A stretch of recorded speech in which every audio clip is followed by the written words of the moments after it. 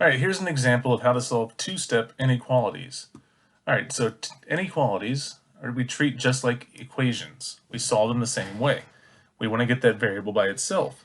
So I see I want to get this x by itself. So what I want to do is get rid of the term without the x first. So this is a plus 1.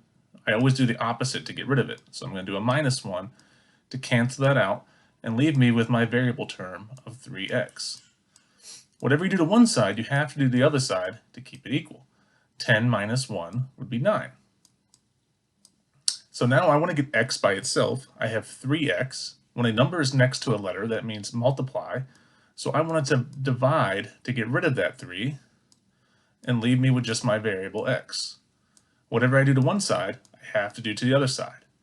9 divided by 3 will give me 3.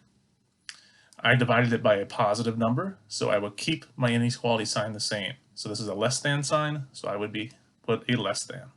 So my answer here would be x is less than 3.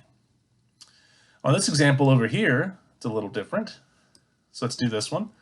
I want to get this variable term by itself. Remember that sign in front stays with it. So I want to get rid of that 4. That's a positive 4, so to get rid of that, I have to do a minus 4. And that's to cancel that out and leave me with w over negative 7. Whatever I do to one side, I have to do to the other side. 5 minus 4 will give me 1. All right, so now I want to get that w by itself, so I undo what's happening to it. So this fraction bar means divide, so to get rid of that, I have to times. So I'm going to times by negative 7 to cancel out those negative 7s and leave me with w. Whatever I do to one side, I have to do to the other side. 1 times negative 7 would give me negative 7. All right, there's a special rule with inequalities, is when you multiply or divide by a negative sign, you flip the inequality sign. So this was a greater than sign, so I want to flip it and make it a less than sign. And that would be my final answer. W is less than negative 7.